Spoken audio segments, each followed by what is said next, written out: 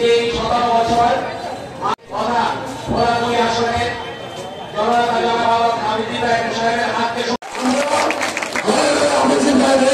তৈরি করতে চাই, কারণ এই 10 তারিখের পর থেকে অন্তত 20 লাখ এই রাজনৈতিক সফরের যেগুলো দুর্যোগ দুর্ঘটনাকে আপনাদেরকে পেশ করেছি।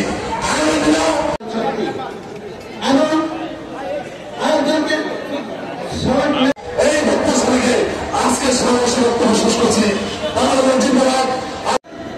যত এই ষোলোটার বিধি আন্দোলন সংগ্রাম হয়েছে বক্তব্য রাখার জন্য এরপর আপনাদের সামনে বক্তব্য রাখবেন আপনারা বিগত দিনে যেভাবে সুন্দরভাবে জাতিকে আমার নেতার নেতৃত্বে আমার নেতা তার সকল অঙ্গ সংগঠনে উন্নয়নের উপকার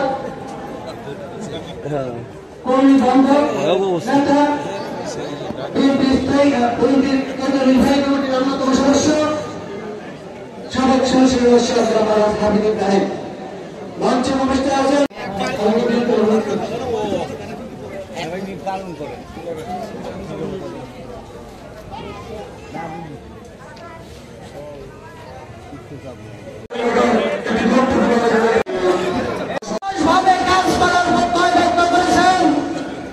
প্রতিপক্ষ রাজনৈতিক দল, কিছু কিছু ইসলামিক দল যারা এই দেশে পিয়ার পদ্ধতি এটা হলো পৃথিবীর আমাদের এই অঞ্চলে কোথাও নাই, একমাত্র নেপালে আছে।